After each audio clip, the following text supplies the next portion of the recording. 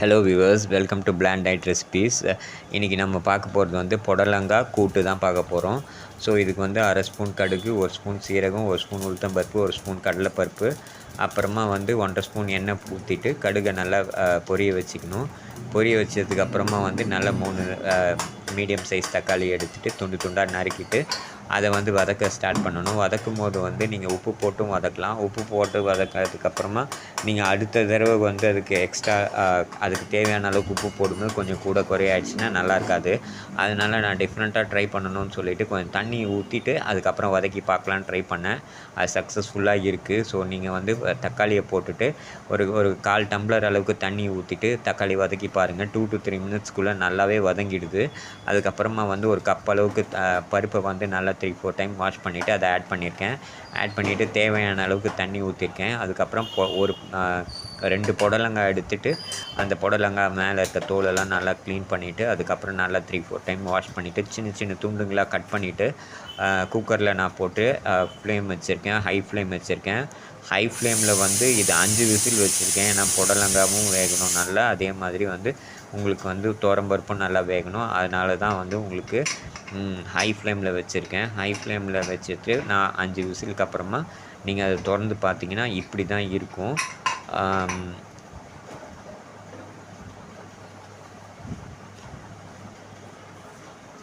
Meanwhile வந்து இது ready, இது இப்படி இருக்கும். இதுக்கப்புறமா வந்து தண்ணி கொஞ்சம் அதிகமாக இருக்கிறதுனால நான் கொஞ்சம் அதை வந்து தண்ணியை சுண்ட வச்சுக்கிறேன். ஏன்னா நான் அதுக்கு வந்து லெமன் தான், புளியெல்லாம் ஊற்ற போகிறது கிடையாது. லெமன் ஜூஸ் தான் ஆட் பண்ண போகிறேன். ஸோ அதனால் வந்து லெமன் ஜூஸ் அதிக நேரம் கொதிக்க வச்சோம்னா அது வந்து கசப்பு எடுக்க ஆரம்பிச்சிடும். ஸோ அதனால் ஃபஸ்ட்டு தண்ணி அதிகமாக இருக்கிறதுனால தண்ணியை வற்ற வச்சுக்கணுன்றதுக்காக கொஞ்சம் ஹை ஃப்ளேமில் இதை வந்து நல்லா வந்து கொதிக்க வைக்கிறேன். மீன்வைல் நான் போடுற என்னோடய பிளாண்ட் டயட் ரெசிபீஸ் வந்து எல்லாமே வந்து பார்த்திங்கன்னா காரம், அப்புறமா வந்து மசாலா, அப்புறமா வந்து எண்ணெய் வந்து கம்மியாக தான் நான் யூஸ் பண்ணுவேன். காரமும் மசாலா மட்டும் சுத்தமாக யூஸ் பண்ணவே மாட்டேன். ஏன்னா எனக்கு ஒத்துக்காது. நானே அல்சர் பேஷண்ட் தான். அது மாதிரி என்ன மாதிரி எந்தெந்த அல்சர் பேஷண்ட்ஸ் இருக்கிறாங்களோ அவங்களுக்கெல்லாம் இந்த வீடியோ ஹெல்ப்ஃபுல்லாக இருக்கணும்னு தான் இதை எல்லாமே நான் போஸ்ட் பண்ணுறேன். ஸோ இதை பார்த்து அவங்க வந்து இதுக்கு அவங்களுக்கு தகுந்த மாதிரி இதை மாடிஃபை பண்ணிக்கலாம். மீன்வைல் இதை வந்து இப்போ வந்து கொதிக்க வச்சுருக்கேன். நல்லா ஹை ஃப்ளேமில் நல்லா கொதிக்கட்டும். என்னோடய சேனலை எல்லாருமே லைக் பண்ணுங்கள், ஷேர் பண்ணுங்கள், சப்ஸ்கிரைப் பண்ணுங்கள். அதே மாதிரி கமெண்ட்டும் பண்ணுங்கள். நான் ஏன்னா தப்பு எங்கேயா பண்ணியிருந்தேன்னா அதை நோட்டிஃபை பண்ணிடுங்க எனக்கு. அப்போ தான் நான் ரெக்டிஃபை பண்ணுறதுக்கும் மேலும் பெட்டர்மெண்ட்டாக பண்ணுறதுக்கு இன்னும் என்ன எப்படி பெட்டராக பண்ணுறதுன்றதுக்கு எனக்கு ஒரு வாய்ப்பு கிடைக்கும். ஸோ இப்போ இது மாதிரி நல்லா கலந்து விட்டுக்கலாம். அப்போ வந்து உங்களுக்கு வந்து அடி பிடிக்காது. மீன்வைல் உங்கள் ஃப்ரெண்ட்ஸ் அண்ட் ரிலேட்டிவ்ஸ்க்கு யாராவது அல்சர் பேஷண்ட்டோ இல்லை வயிறு சம்மந்தப்பட்ட ப்ராப்ளம் இருந்ததுன்னா அவங்களுக்கு இந்த வீடியோ ஷேர் பண்ணுங்கள். அவங்களையும் என்னோடய சேனலை சப்ஸ்கிரைப் பண்ண சொல்லுங்கள். சப்ஸ்கிரைப் பண்ணாங்கன்னா டெய்லி ஒவ்வொரு டைப் ஆஃப் டிஷ் வந்து நான் போஸ்ட் பண்ணுறேன் இந்த சேனலில் பிளாண்ட் டயட் ரெசிபீஸில். அதை பார்த்து அவங்க செல்ஃப் குக்கிங்கும் பண்ணலாம். இல்லை அவங்க வீட்டில் இருக்கவங்களும் அவங்களுக்கு சமைச்சு கொடுக்கலாம். அல்சர் பேஷண்ட்னா வெறும் வெந்த சாதமும் தயிரும் மட்டும் இல்லை மோர் மட்டும் சாப்பிடணும் அவசியம் கிடையாது. இந்த மாதிரி சாப்பிட்டாலும் வயிறுக்கு எந்த ஒரு எரிச்சலோ வயிறுக்கு எந்த ஒரு டிஸ்கம்ஃபர்ட்டோ இருக்காது சாப்பிட்டதுக்கப்புறமாவும். அதனால் இதை ட்ரை பண்ணி பாருங்கள். கண்டிப்பாக உங்களுக்கு சூட்டபுளாக இருக்கும். ஸோ அதே மாதிரி வயிறு சம்மந்தப்பட்ட ப்ராப்ளம் இல்லாமல் கிட்ஸுக்கு கூட காரம் இல்லைன்னா அவங்க கூட காரம் அவங்களுக்கு பிடிக்கலைன்னா அவங்களுக்கு கூட நீங்கள் இந்த மாதிரி செஞ்சு கொடுக்கலாம். அதே மாதிரி வந்து போஸ்ட் ஆப்ரேட்டிவ் கேர் இருக்க பேஷண்ட்டுக்கு வந்து 7லேருந்து 10 நாள் வரைக்கும் பத்திய சாப்பாடு தான் சொல்லியிருப்பாங்க. ஸோ அவங்க கூட இதை அடாப்ட் பண்ணி இந்த மாதிரி சமைச்சு சாப்பிட்டுக்கலாம். அதே மாதிரி வந்து டெலிவரி ஆன உமன்ஸ் எல்லாருமே வந்து 7 to 10 days அவங்களும் கூட பத்தியத்தில் தான் இருக்கணும். அதனால் அவங்களுக்கு கூட இந்த மாதிரி டைப் ஆஃப் ஃபுட் வந்து செட் ஆகும். ஸோ அவங்களும் கூட இது மாதிரி சாப்பிட்லாம். அல்சர் பேஷண்ட்ஸ் வந்து ரொம்ப கஷ்டப்பட்டு தானே இல்லை மற்றவங்களாம் நல்லா சாப்பிடும்போது இவங்க மட்டும் இப்படி சாப்பிட்றோமேன்ற ஒரு எண்ணமும் ஏக்கமும் ஒரு கில்ட்டி ஃபீலிங்கும் அவங்களுக்கு இருக்கும். நம்மளை மட்டும் கடவுள் ஏன் இப்படி படைச்சிட்டான் அப்படின்ற மாதிரி ஒரு ஃபீல் இருக்கும். அப்படிலாம் அவங்க கஷ்டப்படவே வேண்டாம்.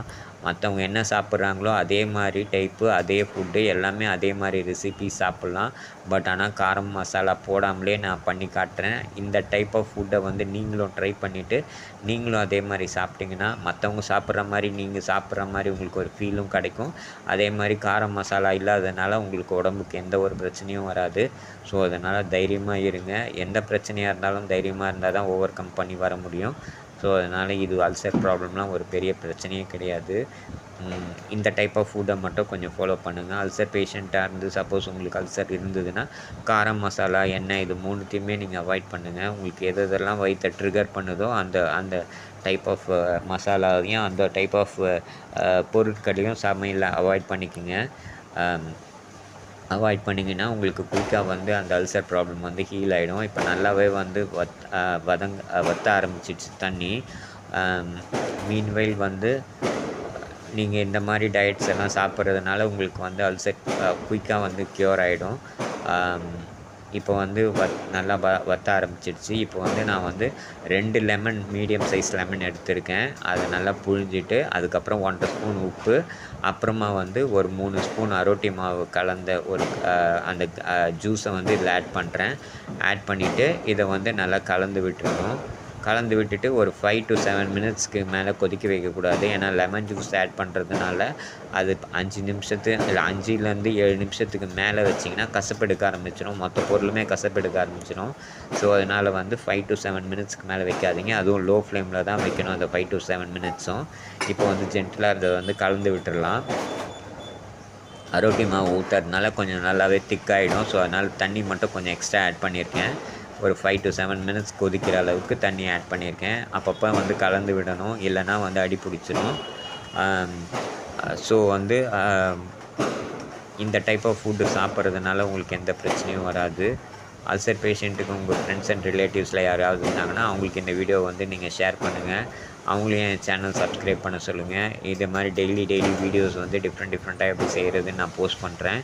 அதை பார்த்து அவங்களும் சிம்பிள் ப்ரொசீஜர் தான், ரொம்ப காம்ப்ளிகேட்டடாக நான் போக மாட்டேன். எப்போவுமே ஸ்டெப் பை ஸ்டெப்பாக ரொம்ப ஈஸியாக பார்த்து அவங்களும் ஈஸியாக இதை பார்த்து செய்யணும், செஞ்சு பார்த்துக்கணும், சாப்பிட்டு பார்த்துக்கணுன்ற மாதிரி தான் ஈஸி மெத்தடில் தான் பண்ணுவேன். ரொம்ப சமையல் ஆர்டினரியாக பண்ணுற மாதிரி ரொம்ப காம்ப்ளிகேட்டடாக இஷ்யூ எடுத்துகிட்டு போக மாட்டேன். அதே மாதிரி வந்து உங்களுக்கு ஓரளவுக்கு வயிறுக்கு வந்து காரமும் மசாலாவும் ஒத்துக்குன்ற பட்சத்தில் இந்த கூட்டு எப்படி பண்ணலான்னா கடுகு பொரிய வச்சதுக்கப்புறமா வந்து கொஞ்சம் வெங்காயம் போட்டுக்குங்க. வெங்காயம் போட்டுட்டு வெங்காயத்தை நல்லா வதக்கிட்டு இஞ்சி பூண்டு பேஸ்ட்டு போட்டு அதையும் நல்லா வதக்கிக்கிங்க. வதக்கினதுக்கப்புறமா தக்காளி ஆட் பண்ணிக்கலாம். தக்காளி ஆட் பண்ணிவிட்டு தக்காளி வதங்கினதுக்கப்புறமா கொஞ்சம் பிஞ்ச் ஆஃப் பெருங்காயம் போட்டுக்கலாம். பெருங்காயம் போட்டுட்டு உங்களுக்கு பச்சை மிளகா லைட்டாக ஒத்துக்குன்னா ஒரு அரை பச்சை மிளகா இல்லை ஒரு பச்சை மிளகா ஆட் பண்ணலாம். அப்படி இல்லைன்னா காஞ்ச மிளகா ஆட் பண்ணலாம்.